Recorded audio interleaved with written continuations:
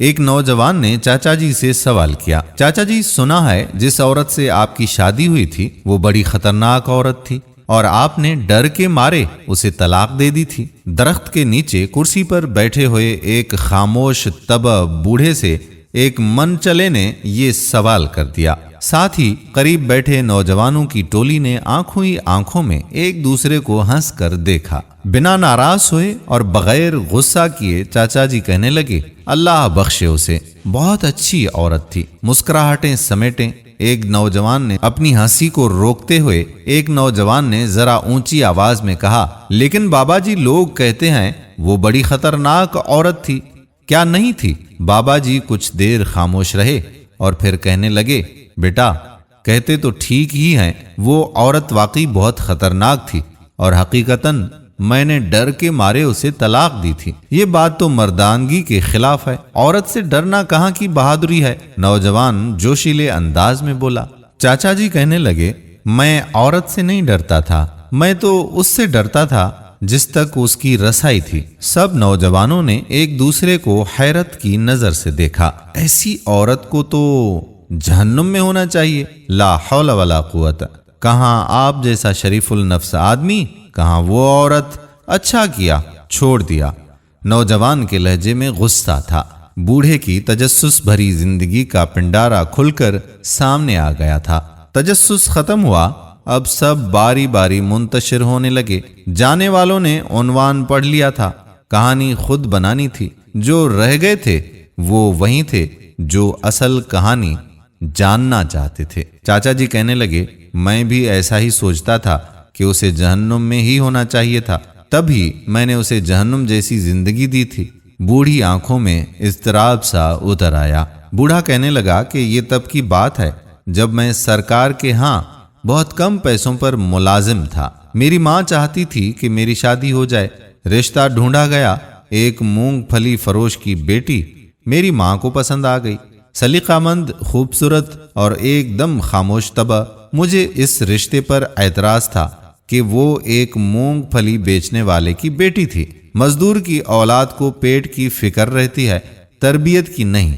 تربیت بڑے گھرانوں میں کی جاتی ہے جہاں افلاس آنکھوں کی روشنی چھیننے سے قاصر ہوتا ہے۔ وہ کیا تربیت دے گی میری اولاد کو؟ لیکن وہ لڑکی میری ماں کو بہت پسند تھی۔ اماں اس کے علاوہ کسی کا نام نہیں سننا چاہتی تھی۔ پھر وہ بیاہ کر میرے گھر آ گئی۔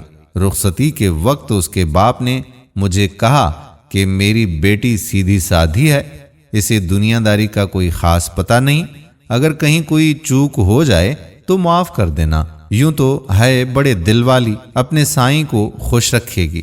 وہ بالکل ویسی ہی تھی جیسی میری ماں نے بتایا تھا، سلیقہ مند، سگھڑ اور بہت ہی تابعدار۔ بابا جی کی وہی گسی پٹی بابوں والی داستان ہوگی۔ یہ سوچ کر دو اور نوجوان وہاں سے اٹھ کر چلے گئے۔ میری باہر دوستوں کے ساتھ صحبت کوئی اچھی نہیں تھی۔ ملازمت کے اوقات میں کھانا گھر سے باہر کھاتا، دوستوں میں بیٹھتا، رات گئے تک محفل چلتی، پھر گھر جاتا۔ وہ کیا کھاتی تھی، کیا پیتی تھی، کس حال میں رہتی تھی، مجھے کوئی پرواہ نہیں تھی۔ انہی دنوں میری ماں بھی دنیا سے رخصت ہو گئی۔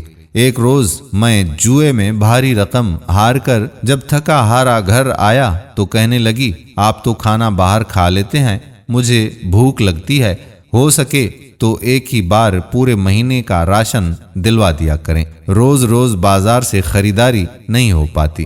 کیا اس پھونک پھلی بیچنے والے کی بیٹی کی اتنی اوقات کہ مجھ سے مطالبہ کر سکے؟ مجھے طیش آ گیا۔ میں کہنے لگا کہ اپنی اوقات دیکھی ہے تم نے؟ غصے میں آ کر میں نے اس پر ہاتھ اٹھایا اور تھپڑ رسید کر دیا۔ میں یہ نہیں سوچ سکا کہ آخر اسے زندہ رہنے کے لیے روٹی تو ہر حال میں چاہیے تھی۔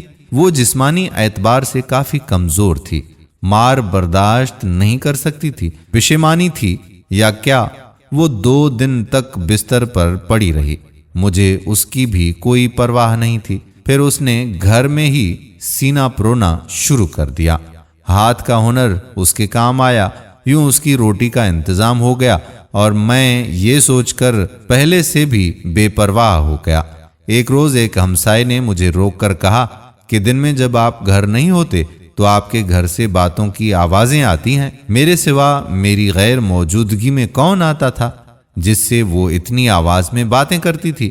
غصہ حد سے سوا تھا، بس نہ چلتا تھا کہ اسے جان سے مار دوں، لیکن میں بس ایک موقع کی طاق میں ہی تھا۔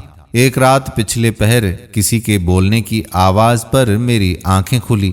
چاندنی رات تھی، میں صحن میں پڑی ہر شے بالکل واضح طور پر دیکھ سکتا تھا۔ میں اٹھ کر دروازے تک آیا۔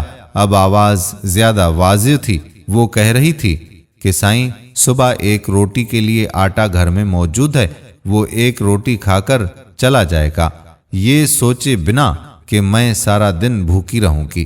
میری روٹی جب تک میرے ذمے تھی تو عزت سے ملتی تھی، جب تو نے اپنے نائب کے ہاتھ دے دی تو روٹی کے ساتھ بے عزتی اور اذیت بھی ملنے لگی۔ مجھے اب روٹی تو ہی دے گا، تیرا بنایا نائب تو خائن نکلا۔ وہ میری شکایت کر رہی تھی، لیکن کس سے؟ کون تھا جو اسے روٹی دیتا تھا؟ مجھ سے بھی پہلے۔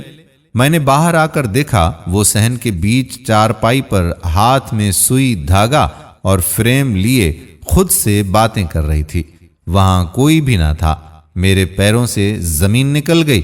وہ خدا سے میری شکایت کر رہی تھی۔ وہ اس لمحے مجھے کوئی اور ہی مخلوق لگی۔ وہ بہت کم بولتی تھی، لیکن وہ کس کے ساتھ اتنا بولتی تھی آج مجھے سمجھ آیا تھا۔ وہ تو بہت بڑے باپ کی بیٹی تھی۔ کیسی عورت تھی جو افلاس کے ہوتے بھی خدا شناس تھی۔ میرا جسم خوف سے کانپ رہا تھا۔ میں نے سامان باندھا اور اسے اس کے گھر چھوڑ آیا۔ سسر نے طلاق کی وجہ پوچھی تو میں ڈرتے ہوئے کہنے لگا کہ یہ بڑی خطرناک عورت ہے، بڑے دربار میں میری شکایتیں لگاتی ہے۔ مجھے ڈر ہے کہ بادشاہ کو کسی دن تاؤ آ گیا تو میرا حشر نہ کرے۔ حقیقت یہ تھی کہ میں اس کے ساتھ انصاف نہیں کر سکا تھا۔ اس کا باپ گھر کی دہلیز پر کھڑا تھا۔ میرے پلٹنے پر کہنے لگا کہ میں نے تمہیں کہا بھی تھا کہ اسے دنیا داری نہیں آتی، وہ تو بس سائیں کو خوش رکھنا جانتی ہے۔ اس کی مراد خدا سے تھی اور میں خود کو سمجھا تھا۔ جب میں واپس گھر آیا تو مجھ پر انکشاف ہوا کہ رات اس نے یہی تو مانگا تھا، تو خود مجھے روٹی دے، تیرا نائب تو خائن نکلا اور آج نان نفقے کا اختیار مجھ سے چھین لیا گیا۔ میں بے تحاشا رویا، اور اس کا سائیں بہت بڑا تھا۔ اس کی رسائی جس تک تھی وہ تو دو جہانوں کا رب تھا۔ وہ جس کی ایک روٹی مجھ پر بھاری تھی وہ اس کے لیے کیا نہیں کر سکتا تھا۔ میں واقعی ڈر گیا تھا۔ میں آج بھی ڈرتا ہوں کہیں میرے حق میں بد دعا نہ کر دی ہو۔ ٹھیک کہتے ہیں لوگ، کہاں میں کہاں وہ۔ بوڑھی آنکھوں میں نمی اتری تھی۔ میں کور چشم سے اسے پہچان نہیں سکا۔ میں نہیں ڈرتا تھا، حالانکہ ڈرنا چاہیے تھا۔ اس کے سائیں نے تو پہلے ہی کہہ دیا تھا کہ عورتوں کے معاملے سے خدا سے ڈرو۔ کہانی کا جب اختتام ہو رہا تھا تو بابا جی کے ساتھ صرف ایک ہی نوجوان بیٹھا تھا۔ کہانیاں بہت سے لوگ جانتے ہیں، لیکن حقیقت تک پہنچنے والا کوئی ایک ہی ہوتا ہے۔ امید کرتے ہیں کہ یہ ویڈیو آپ کو پسند ضرور آئی ہوگی۔ آنے والی ویڈیو تک اپنے میزبان قادر کلہوڑو کو اجازت دیجیے۔ اللہ حافظ۔